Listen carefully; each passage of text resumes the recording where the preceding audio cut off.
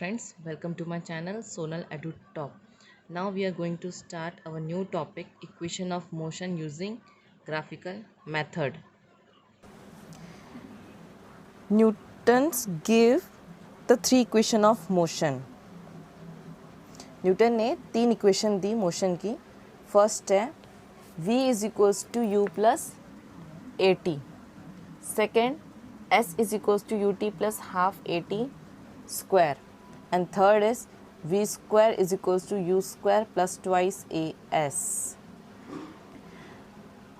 Now one question is arising कि what is v, u, a, t and s.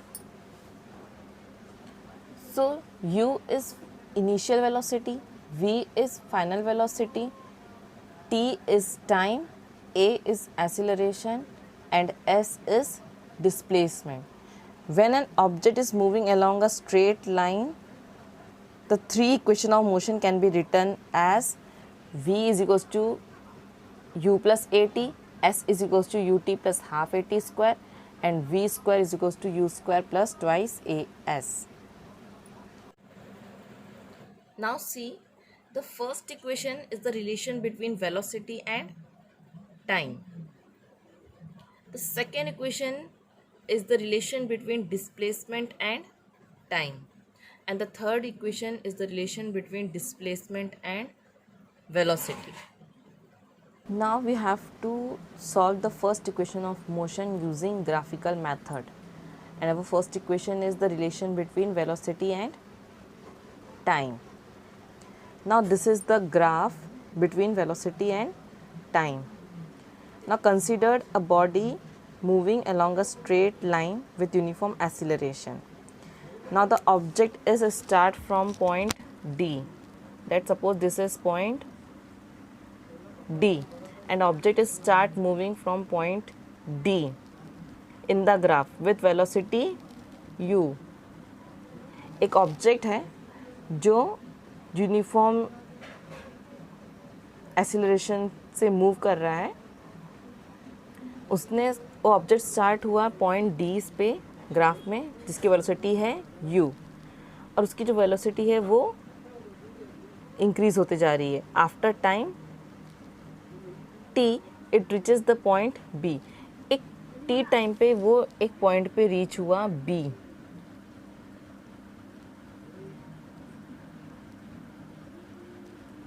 ये है b point.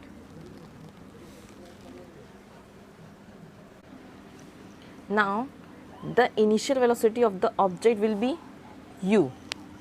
So we will write the initial velocity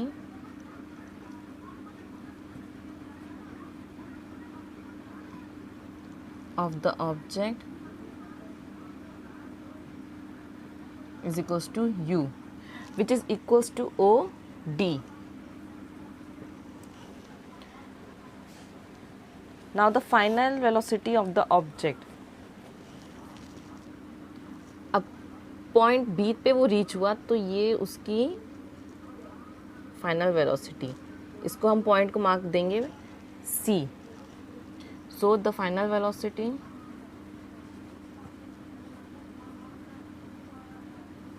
of the object is equals to V, which is equals to OC.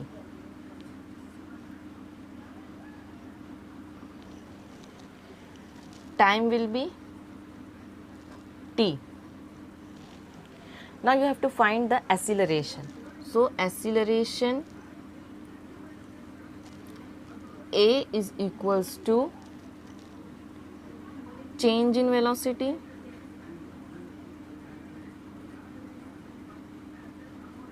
upon time, and change in velocity is equals to final velocity minus initial velocity upon time. Now final velocity is OC. Initial velocity is OD upon T. OC minus OD. OC minus O D is equals to C D. ये इस पूरे portion में से हम ये वाला portion minus कर देंगे तो हमें ये वाला पोर्शन मिल जाएगा। So C D upon T, so A T is equals to C D. हम क्या करेंगे, टी को इस साइड ले जा लेंगे तो a T is equals to C D, therefore C D is equals to a t. Right is this as equation 1। Now you have to draw a line parallel to y-axis. This is y-axis and this is x-axis. So you have to draw a line parallel to y-axis through B. Now this line will cross x-axis at point E. अब हमने एक line draw करी parallel to y-axis। अब ये जो line है ये x-axis को कौन से पॉइंट पे टच कर रही है, क्रॉस कर रही है ई पॉइंट पे। And draw a line parallel to X axis. अब आपको एक्स एक्सिस के पैरेलल लाइन ड्रॉ करनी है through D and it will cross the line B E at A and mark this point as A. Now from the graph, this is graph, from the graph BE is equals to AB plus AE। अब ये graph के हिसाब से BE ये जो पूरी line है ये इस पोर्शन और इस पोर्शन के इक्वल है, तो मैंने वही लिखा हुआ है इस पोर्शन को AB and this portion as AE। So BE is equals to AB plus AE। अब BE, अब ये जो BE है ये OC के इक्वल है, तो और OC क्या है, V है। ये जो BE लाइन है ये OC के इक्वल है एंड OC क्या है, V। तो मैं BE की जगह पे क्या लिख दूंगी, देयरफॉर BE V। AB क्या है, CD के बराबर, तो मैं AB की स्पेस पे क्या लिख दूंगी, CD प्लस AE किसके बराबर है, OD के, OD। Because AB is equals to CD and AE is equals to OD. Now therefore we write as it is. What is CD? CD is equals to AT। ये equation 1 में था। सो AT plus OD is equals to U। Therefore we can write this equation as V is equals to U plus AT and this is our first equation of motion। क्या करना है कि initial velocity दी हुई है u is equals to OD, u OD, final velocity is v and which is equals to OC time t। Now first you have to find the acceleration, so acceleration is equals to change in velocity upon time। So change in velocity is final velocity minus initial velocity upon time। Final velocity is OC, initial velocity is OD, so I have written that only।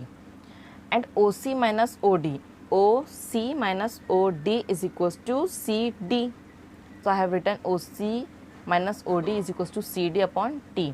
अब इस T को मैंने इधर ले गई तो AT is equals to CD, therefore we can write CD is equals to AT, सीधा सीधा लिख दिया। अब इस ग्राफ के हिसाब से आपको क्या करना था, लाइन ड्रॉ करना था पैरेलल। पहले y एक्सिस के लाइन ड्रॉ पैरेलल करनी थी, बाद में x एक्सिस के थ्रू लाइन ड्रॉ करनी थी पैरेलल। तो BE is equals to AB plus AE। अब BE क्या है, ये पूरा BE OC के बराबर है और OC किसके बराबर है, V के बराबर, तो हमने BE की जगह पे V लिखा हुआ है। और AB किसके इक्वल है, CD के, और AE किसके इक्वल है, OD के।